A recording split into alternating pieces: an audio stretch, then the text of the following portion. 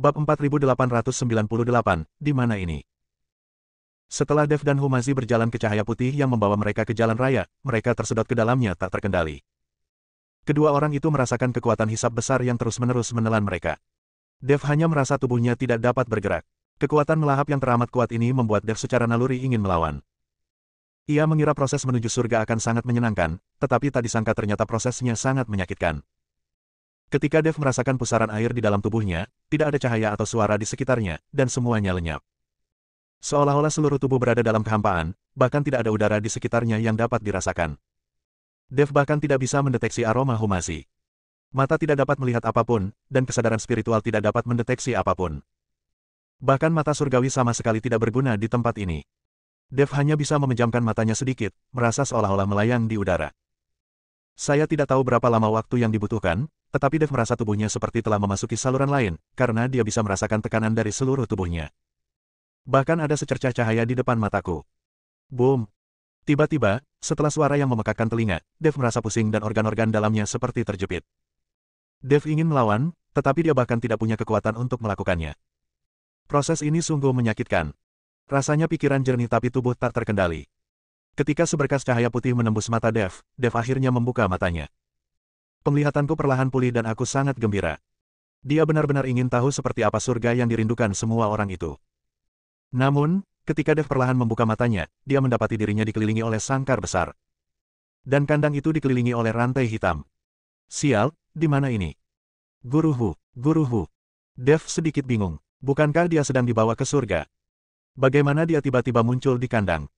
Dan dia tidak tahu di mana tempat ini. Dev mencoba memancarkan indera spiritualnya, tetapi indera spiritualnya tidak dapat dipancarkan sama sekali. Dev berteriak lama sekali, tetapi tidak ada tanda-tanda kehadiran Humazi sama sekali. Pada saat ini, Dev panik dan berteriak keras, apakah ada orang di sini? Di mana tempat ini? Tetapi setelah berteriak beberapa kali, tidak ada seorang pun yang menjawab. Senior, apakah kamu tahu di mana ini? Apakah ini surga? Dev hanya bisa meminta bantuan dari Raja Iblis Ciun. Raja Iblis Awan Merah menggelengkan kepalanya dan berkata, entahlah, ini seharusnya penjara, kan? Tentu saja aku tahu ini penjara, tapi mengapa aku ada di sini? Bukankah aku dibawa ke surga? Mengapa aku di penjara? Dev panik. Dia pasti telah dikendalikan oleh seseorang bahkan sebelum dia mencapai surga. Dev membuka mata Tianmingnya dan menembus lapisan kabut hitam di dalam sangkar, ingin melihat seperti apa pemandangan di luar. Tetapi ketika Dev membuka mata Tianmingnya dan melihat ke sekelilingnya, dia mendapati ada sangkar-sangkar seperti itu di sekelilingnya, dan sangkar-sangkar ini seakan mengambang di suatu tempat. Semua kandang diikat dengan rantai, dan mustahil untuk melihat apa yang terjadi di dalamnya. Dev mencoba menyerap napas di sekitarnya, tetapi menemukan bahwa tidak ada energi peri di sekitarnya, apalagi energi spiritual. Ada energi iblis di kabut hitam, tetapi energi iblis itu sangat langka dan Dev tidak tahu apa yang sedang terjadi. Setelah tenang, Dev mengeluarkan pedang pembunuh naga dan mengayunkannya kuat-kuat ke arah penjara. Dia ingin menghancurkan penjara ini dan meninggalkan tempat ini. Aku tidak bisa terjebak di sini selamanya. Dentang. Pedang pembunuh naga menebas pinggiran sangkar, dan mengeluarkan suara yang nyaring. Setelah terjadi kebakaran, kandangnya tidak rusak sama sekali. Sebaliknya, tangan Dev sedikit mati rasa karena terkejut. Bab 4899, kamu dari mana? Oh sial. Dev sedikit marah, lalu mengerahkan seluruh kekuatannya dan menebas ke arah tepi sangkar lagi. Dentang. Dengan ledakan keras yang sama, seluruh tubuh Dev hancur. Dev hanya merasakan organ dalamnya bergejolak. Dia tidak menyangka kalau sangkar yang tampak biasa saja itu ternyata bisa menjebaknya. Pada saat ini, dia memikirkan kata-kata lelaki tua itu dan merasa bahwa kata-kata itu sangat masuk akal. Dengan kekuatanku, sekalipun aku masuk surga, bahaya tetap ada di mana-mana. Sekarang Dev mempercayainya. Jika sangkar ini berasal dari dunia surgawi, Dev tahu bahwa dia tidak akan mungkin bisa memecahkannya. Rekan Taois, jangan buang-buang energi. Tidak seorang pun yang datang ke sini dapat melarikan diri kecuali mereka telah menyelesaikan hukuman mereka dan dibebaskan. Pada saat ini, suara seorang pria terdengar. Dev terkejut dan bertanya dengan tergesa-gesa, rekan Taois, siapa kamu? Di mana kamu? Aku ada di dalam sangkar di sebelahmu. Aku tidak pernah menyangka bahwa seorang kultivator yang baru saja mencapai alam abadi sepertimu berani memasuki surga. Pihak lainnya tampak sedikit terkejut dan berkata, rekan Taois, apakah ini surga? Mengapa kita dikurung? Saya rasa saya tidak melakukan kesalahan apapun. Mengapa saya harus dibebaskan setelah menjalani hukuman? Dev bingung dan tidak mengerti apa yang sedang terjadi. Saya warga negara yang taat hukum dan tidak pernah melakukan tindak pidana apapun. Mengapa mereka menangkap saya dan membuat saya menunggu pembebasan setelah menjalani hukuman? Kamu belum mencapai tahap kenaikan, tetapi kamu telah menggunakan kekuatan eksternal untuk datang ke surga. Ini melanggar aturan jalan, jadi wajar saja jika kamu dikurung. Pria itu berkata, aku dituntun ke sini oleh Dao Agung, dan tak seorang pun mencoba menghentikanku. Mengapa kau menangkapku? Tangkap saja orang yang menuntun kita ke sini. Dev terdiam. Kok dia jadi tahanan padahal tadinya digiring ke sini secara normal? Tidak ada gunanya. Surga hanya soal aturan, bukan akal sehat. Jika Anda mencoba bernalar di surga, Anda akan ditertawakan. Dari mana asalmu? Siapa namamu? Kau dibawa ke surga setelah mencapai tingkat pertama alam abadi. Sepertinya kau memiliki kekuatan yang kuat di belakangmu, jadi aku akan membiarkanmu pergi. Pria itu bisa tahu sekilas bahwa Dev diutus oleh seseorang yang telah melepaskannya. Namaku Dev, aku berasal dari alam surga, jadi tangga menuju surga memang mudah bagiku. Dev mengangguk tanda setuju, lalu bertanya, rekan Taois, bagaimana Anda bisa melihat saya tetapi saya tidak bisa melihat Anda? Anda berasal dari mana? Siapa nama Anda? Dev bertanya pada pria itu. Bagaimanapun, ini adalah orang pertama yang ditemui Dev ketika dia tiba di alam surgawi, jadi dia harus mengajukan pertanyaan dengan jelas. Dev juga belajar banyak hal dari pria ini. Jika kau menghilangkan kabut hitam di dalam sangkar, kau akan bisa melihatku. Nama saya Xiurui, seorang kultivator dari alam Wuxu. Saya juga datang ke alam surgawi dengan menaiki tangga surgawi. Tetapi sejak aku dibawa ke sini, aku telah terperangkap di sini selama lebih dari 500 tahun. Pria itu mendesah dan berkata. Dev menatap kabut hitam di dalam sangkar, dan tiba-tiba mengayunkan telapak tangannya. Tiba-tiba angin bertiup kencang, dan kabut hitam itu langsung tertiup. Setelah meniup kabut hitam itu, Dev menemukan bahwa di dalam sangkar yang jaraknya hanya beberapa meter dari penjara, ada seorang pria kurus kering dengan janggut. Meski lelaki itu tampak kuyu, dia masih bersemangat. Namun pakaian di tubuhnya compang camping, sepertinya dia tidak menggantinya selama ratusan tahun. Rekan kultivator, tahukah Anda mengapa kita terperangkap dalam sangkar tepat setelah kita dituntun ke sini? Dev bertanya. Jika memang begitu, maka Ningxi dan Yuki pasti akan terjebak di sini jika mereka datang. Memikirkan hal ini, Dev menjadi sangat cemas. Bagaimana aku tahu? Tapi kandang ini sepertinya hanya menjebak pendeta manusia. Ras lain sepertinya tidak terperangkap. Xiurui berkata. Sial, apa maksudnya ini? Menargetkan pembudidaya manusia. Saya melihat siapa yang melakukan ini. Ketika Dev mendengar ini, dia menjadi marah. Bukankah ini perlakuan diskriminatif? Senior, aku akan memberikan tubuhku padamu. Bisakah kau memecahkan kurungan ini? Dev bertanya pada Raja Iblis Ciun. Bab 4900, aku juga tidak tahu. Sekarang tubuh Dev telah pulih ke kondisi terbaiknya, dia akan mampu membuat Raja Iblis Ciun mengerahkan kekuatan yang lebih besar. Saya tidak membual, hanya butuh beberapa menit saja. Kata Raja Iblis Awan Merah. Baiklah, silakan kendalikan tubuhku, senior. Dev membiarkan Raja Iblis Awan Merah menguasai tubuhnya, dia tidak ingin terjebak di sini selamanya. Bersamaan dengan ini, cahaya kemasan meledak dari seluruh tubuh Dev. Kekuatan yang meletus saat Raja Iblis Awan Merah mengambil alih tubuh Xiurui. Apakah ini sesuatu yang bisa dilepaskan oleh seorang kultivator tingkat 1 di alam abadi? Xiurui menatap Dev dengan tak percaya. Merusak. Dev meninju kandangnya. Kekuatan mengerikan itu tiba-tiba dilepaskan. Kandang tempat Dev berada bergetar hebat, kemudian rantai hitam yang mengelilingi kandang itu langsung hancur. Kandangnya pun langsung ambruk, pecah berkeping-keping, dan lenyap. Dev melayang dalam kehampaan, dikelilingi oleh kurungan yang tak terhitung jumlahnya. Rekan Taois, Anda hebat sekali. Bisakah Anda menyelamatkan saya? Xiurui bertanya dengan ekspresi terkejut di wajahnya. Dia telah terperangkap selama lebih dari 500 tahun. Kalau ada yang bisa mendobrak sangkar itu dan melepaskannya, dia pasti rela menyerahkan dirinya kepada orang itu. Terjebak dalam sangkar, tanpa sumber daya untuk berlatih dan tak ada seorang pun untuk diajak bicara, sungguh membosankan. Tidak masalah. Dev mengangguk. Itu hanya sepotong kue. Boom. Dev meninju kurungan yang memenjarakan Xiurui, dan kurungan itu berubah menjadi bubuk setelah terkena pukulan mengerikan ini. Kandang itu menghilang dan tubuh Xiurui langsung terjatuh. Dia sudah lama tidak terbang sehingga dia mungkin lupa tentang hal itu. Dev mengulurkan tangannya dan langsung meraih Xiurui, lalu aliran kekuatan spiritual disuntikkan ke tubuh Xiurui, yang akhirnya membuat Xiurui sedikit pulih dan wajahnya menjadi merah padam. Xiurui memegang tangan Dev dengan erat, wajahnya penuh kegembiraan dan kegembiraan. Setelah bertahun-tahun, saya akhirnya keluar dari lautan penderitaan.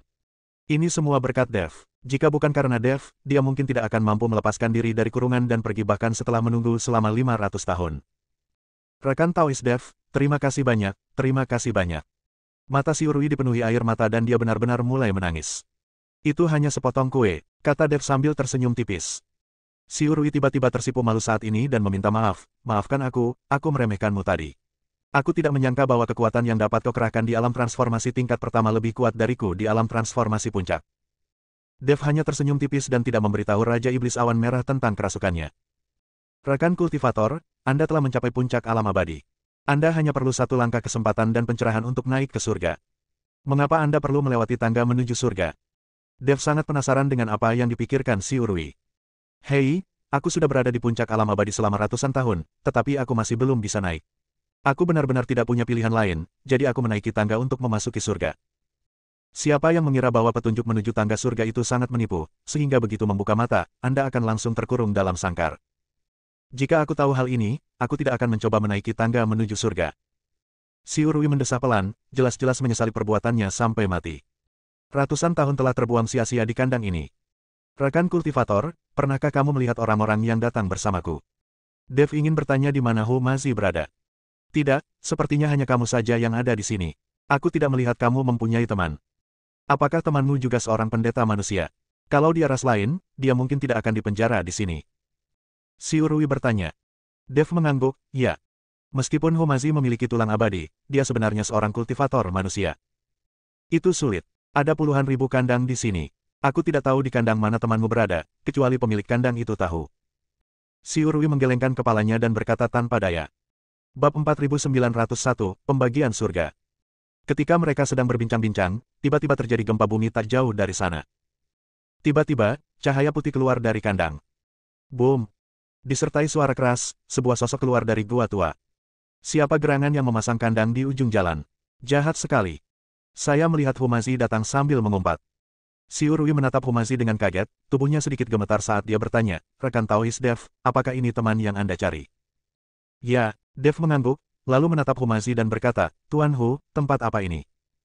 Bagaimana aku tahu? Tapi ini pasti di surga. Aku hanya tidak tahu orang jahat mana yang memasang kandang di sini. Humazi melihat sekeliling dan berkata, Guru Hu, karena ingatanmu sudah pulih, bisakah kau ceritakan kepadaku tentang peraturan dan tata tertib alam surga, serta tingkatan-tingkatan alam? Dev bertanya pada Humazi. Tidak ada aturan di surga. Yang kuat dihormati. Jika Anda berada di level tinggi dan kuat, maka itulah aturannya, itulah aturannya. Menurutmu siapa yang menciptakan hukum-hukum surga? Hukum-hukum itu diciptakan oleh para orang suci tertinggi. Mereka sangat hebat, jadi mereka mengatakan bahwa ini adalah aturan-aturannya, dan hukum-hukum itu telah menjadi aturan-aturan. Suatu hari, jika kau menjadi penguasa alam semesta, surga ini tidak akan berarti apa-apa, dan sang santo tertinggi tidak akan berarti apa-apa. Kau bisa membunuh mereka dengan satu tamparan. Humazi berkata dengan sangat tidak puas. Berhentilah menyanjungku dan ceritakan padaku tentang surga. Dev tidak bisa berkata apa-apa. Jika Raja Iblis Scarlet Cloud tidak mengambil tindakan sekarang, dia tidak akan bisa keluar dari kurungan itu. Terlebih lagi, berbicara tentang menjadi penguasa alam semesta terlalu mengada-ada. Dia harus mengetahui situasi saat ini dengan jelas.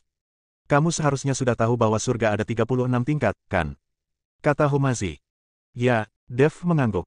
Ya, Dev mengangguk, lalu menatap Humazi dan berkata, Tuan Hu, tempat apa ini? Bagaimana aku tahu? Tapi ini pasti di surga. Aku hanya tidak tahu orang jahat mana yang memasang kandang di sini. Humazi melihat sekeliling dan berkata, Guru Hu, karena ingatanmu sudah pulih, bisakah kau ceritakan kepadaku tentang peraturan dan tata tertib alam surga, serta tingkatan-tingkatan alam? Dev bertanya pada Humazi. Tidak ada aturan di surga. Yang kuat dihormati. Jika Anda berada di level tinggi dan kuat, maka itulah aturannya, itulah aturannya. Menurutmu siapa yang menciptakan hukum-hukum surga?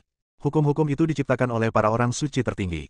Mereka sangat hebat, jadi mereka mengatakan bahwa ini adalah aturan-aturannya, dan hukum-hukum itu telah menjadi aturan-aturan. Suatu hari, jika kau menjadi penguasa alam semesta, surga ini tidak akan berarti apa-apa, dan sang santo tertinggi tidak akan berarti apa-apa. Kau bisa membunuh mereka dengan satu tamparan. Humazi berkata dengan sangat tidak puas. Berhentilah menyanjungku dan ceritakan padaku tentang surga. Dev tidak bisa berkata apa-apa. Jika Raja Iblis Scarlet Cloud tidak mengambil tindakan sekarang, dia tidak akan bisa keluar dari kurungan itu. Terlebih lagi, berbicara tentang menjadi penguasa alam semesta terlalu mengada-ada. Dia harus mengetahui situasi saat ini dengan jelas. Kamu seharusnya sudah tahu bahwa surga ada 36 tingkat, kan? Kata Humazi. Ya, Dev mengangguk. Manusia abadi. Seberapa hebat itu? Dia berusaha sekuat tenaga namun tetap tidak dapat naik, dan akhirnya tidak punya pilihan selain memasuki surga dengan memanjat tangga. Sekarang bahkan jika dia menyadari kenaikannya, dia hanya bisa menjadi abadi. Semua makhluk abadi di bumi hanyalah sampah di alam surga, apalagi para makhluk abadi yang terpencar ini, tak seorang pun akan membuka mata untuk melihat mereka. Dev mendengarkan perkataan Humazi dan lupa bertanya kepada Nanbatian dan yang lainnya di alam mana mereka berada, dan di level mana mereka berada. Bab 4902 Aku tidak bisa keluar. Senior, kamu di alam mana? Dev bertanya pada Raja Iblis Ciyun. Aku tidak berada di level manapun, jangan tanya, kata Raja Iblis Awan Merah dengan marah. Hal ini membuat Dev sedikit bingung. Dia hanya bertanya tentang kerajaan, jadi mengapa dia begitu marah? Tetapi karena dia tidak diizinkan bertanya, Dev tidak bertanya. Kita pergi dulu dari sini, kata Dev. Humazi dan Siurui keduanya mengangguk. Ketiganya terbang ke atas bersama-sama. Karena kabut hitam menyelimuti mereka dan mereka tidak tahu arah, mereka hanya bisa terbang ke atas untuk melihat apakah mereka bisa melarikan diri dari tempat ini. Untungnya, tidak ada batasan di sini, dan Dev dan teman-temannya dapat terbang dengan bebas. Sepanjang jalan, ketiga pria itu bergegas ke atas, dengan Humazi di depan, dan tidak diketahui berapa banyak kandang yang telah mereka hancurkan. Tampaknya kekuatan orang ini meningkat secara signifikan setelah ingatannya terbangun. Dev bukan tandingannya sekarang. Dengan cara ini, ketiga orang itu tidak tahu sudah berapa lama mereka bergegas, tetapi tampaknya di sini tidak ada akhirnya, pemandangan di sekitarnya masih kabut hitam, dan ada kandang di mana-mana. Jika kita terus seperti ini, kita tidak akan bisa menemukan jalan keluar dan kita akan kehabisan tenaga. Humazi memutar matanya dan berkata, ini tidak akan berhasil. Kita harus menemukan cara untuk menemukan jalan keluar. Kita tidak akan bisa keluar jika kita hanya berkeliaran tanpa tujuan seperti ini. Dev merasa ini bukan solusi, jadi dia berkata, tapi kita tidak tahu di mana pintu keluarnya. Siurui berkata, biarkan aku melihat apakah aku bisa membakar tempat buruk ini. Dev memutuskan untuk menggunakan api pamungkasnya untuk membakar tempat ini secara langsung. Meskipun mereka merasa sangat tidak nyaman terbakar oleh api, alangkah baiknya jika mereka bisa membakar tempat ini dan pergi. Rekan Taois Dev, jika kau menyalakan api, kau tidak akan membakar kita semua sampai mati, kan? Siurui bertanya. Meskipun dia jauh lebih kuat dari Dev, dia tidak berani meremehkan Dev. Jangan khawatir, kamu tidak akan terbakar sampai mati. Setelah Dev selesai berbicara, api tiba-tiba muncul dari telapak tangannya. Api tersebut merupakan gabungan berbagai api, yang memancarkan gelombang panas yang mengepul. Dev mengayunkan pedangnya sekuat tenaga, dan langit dan bumi langsung dipenuhi api. Api itu membakar dengan hebat. Pada saat ini, di sekitar mereka, tidak ada lagi kabut hitam, tetapi bola api. Tak lama kemudian, jeritan mulai terdengar. Seharusnya orang-orang yang terperangkap di dalam sangkar adalah orang-orang yang tidak mampu menahan panasnya api. Rekan Taois Dev, seharusnya ada cukup banyak orang yang dipenjara di sini, kan? Siurui bertanya. Dev, apimu tidak akan membakar semua orang di dalam kandang sampai mati, kan? Humazi bertanya. Tidak, apiku hanya ditujukan pada iblis. Jika itu adalah seorang kultivator manusia, dia tidak akan terluka oleh api ini. Kata Dev. Dev tahu bahwa mereka yang dipenjara di sini semuanya adalah manusia kultivator, jadi dia sudah mempertimbangkan hal ini. Api pamungkas yang baru saja dirilis hanya ditujukan kepada iblis. Teriakan itu juga teriakan seorang pembudidaya iblis. Bersamaan dengan teriakan itu, gelombang udara dingin dan suram terus menyerbu masuk, seolah-olah melawan panas. Tetapi udara dingin dan suram ini tidak dapat menahan api yang mengerikan di sekelilingnya. Hanya dalam beberapa tarikan napas, udara dingin dan suram menghilang. Di depan Dev dan yang lainnya, pusaran air tiba-tiba muncul, dan api tertarik oleh pusaran air, membentuk tornado api. Mata Dev berbinar, ayo pergi, ini mungkin jalan keluarnya. Setelah berkata demikian, Dev membawa Humazi dan Siurui dan langsung menuju pusaran air. Pada saat yang sama, api di sekitarnya menghilang, dan tubuh Dev dan yang lainnya jatuh ke dalam pusaran. Hati-hati, ada banyak energi jahat di sini. Dev mengingatkan Humazi dan Siurui. Tepat saat Dev menyelesaikan kata-katanya, tiba-tiba sekumpulan kabut hitam keluar dari seluruh pusaran air. Di tengah kabut hitam itu ada wajah-wajah hantu yang nampak sangat menakutkan. Kau masih ingin menghentikan kami? Dev mendengus dingin dan langsung memanggil pedang pembunuh naga, yang masih menyala dengan kobaran api. Makhluk jahat ini paling takut pada api. Ledakan-ledakan bom. Dev mengayunkan beberapa pedang secara berurutan, dan energi pedang membawa api pamungkas, langsung mengalahkan wajah-wajah hantu itu. Bab 4903, hanya lelucon. Dev dan kawan-kawan berhasil memasuki pusaran itu, tetapi begitu mereka masuk, wajah-wajah hantu yang sangat jelek dan berdesakan bermunculan di sekeliling mereka. Wajah-wajah hantu ini semuanya terbungkus kabut hitam, dan ada cakar seperti tentakel di sekitar mereka. Jangan berhenti. Tubuh emas Dev yang tidak bisa dihancurkan diaktifkan, dan seluruh tubuhnya langsung terbungkus dalam cahaya kemasan. Dan di sekitar mereka, muncullah perisai pelindung yang terbentuk dari api pamungkas. Wajah Siurui terlihat sangat jelek saat ini, meskipun dia berada di puncak alam transformasi abadi. Tetapi setelah terperangkap di sini selama ratusan tahun, tubuhnya belum pulih. Lagi pula, ini adalah surga, dia yang berada di puncak alam abadi, tidak berani bertindak gegabah. Humazi mengikuti di ujung, melihat wajah-wajah hantu yang berdesakan di sekelilingnya, dan mengumpat dengan marah, sialan, kalau kau punya nyali, tunjukkan wujud aslimu. Siapa yang kau coba takuti dengan makhluk-makhluk ini? Setelah Humazi selesai berbicara, 3 jimat muncul di tangannya, lalu dia melemparkan jimat-jimat itu ke tangannya. Boom! Tiba-tiba terdengar suara gemuruh yang sangat besar dan energi yang sangat kuat meledak di mana-mana. Bersamaan dengan semburan cahaya, ia menerangi pusaran itu dengan sangat terang. Pada saat ini, Dev dan yang lainnya dapat melihat dengan jelas bahwa wajah-wajah hantu yang berdesakan rapat itu ternyata adalah seorang pria yang memancarkan aura mematikan dan memegang kapak perang. Tentakel dan wajah hantu ini tumbuh pada orang ini seperti rambut. Dev dan anak buahnya sekecil semut di depan orang ini. Apa-apaan ini? Mungkinkah orang ini yang membuat kandang ini? Dev menatap pria yang lebih tinggi dari gunung itu dan tidak bisa menahan diri untuk menelan ludah. Boom! Pria itu tidak menunggu Dev dan yang lainnya bereaksi. Dia hanya mengayunkan kapak perang di tangannya dan bergegas menuju Dev dan yang lainnya. Kali ini, aura mengerikan datang ke arahnya, dan pada saat yang sama, tentakel dan wajah hantu itu juga menyerang pada saat yang sama.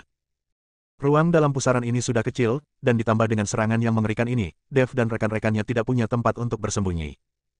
Si Urwi sangat terkejut saat melihat pemandangan ini hingga matanya terbelalak dan dia mulai menyesal telah keluar dari penjara. Tahukah kau, jika kau mati setelah keluar dari penjara, kau sama saja hidup di penjara. Mungkin setelah waktu yang lama, Anda akan dibebaskan. Dasar bodoh, jadi tinggi itu nggak ada gunanya. Melihat ini, Humazi mengumpat dengan marah, lalu tiba-tiba menyerang ke depan dengan telapak tangan kanannya. Sebuah rune es biru muncul di telapak tangan Humazi. Saat jimat es itu meledak, sekelilingnya langsung dipenuhi hawa dingin yang teramat sangat. Boom! Semua napas, begitu pula tentakel dan wajah hantu yang tak terhitung jumlahnya, langsung membeku pada saat ini. Pria yang bagaikan gunung di depannya masih terus mengayunkan kapaknya. Waktu seakan berhenti pada saat ini. Humazi kemudian dengan lembut mengulurkan tangan dan menunjuk salah satu tentakel. Klik, klik, klik. Disertai suara pecah, semua benda beku di depannya berubah menjadi bubuk. Si Urwi menatap Humazi dengan kaget. Saya begitu terkejut hingga tidak dapat berkata apa-apa. Dev juga agak terkejut. Dia menatap Humazi dan berkata, Tuan Hu, lumayan. Anda punya beberapa keterampilan. Omong kosong, lagi pula aku hampir menjadi makhluk surgawi. Meskipun aku telah bereinkarnasi, kemampuan itu masih ada di kepalaku. Setelah tiba di surga, saya dapat kembali ke masa lalu hanya dalam waktu singkat. Humazi berkata dengan sikap sok. Kalau begitu aku harus mengandalkan Guru Hu untuk melindungiku. Dev berkata sambil tersenyum. Aku bisa melindungimu, tetapi kau harus mencarikan beberapa wanita untukku. Kau populer di kalangan wanita, jadi carilah lebih banyak wanita dan berikan padaku. Kata Humazi. Persetan, Dev memutar matanya.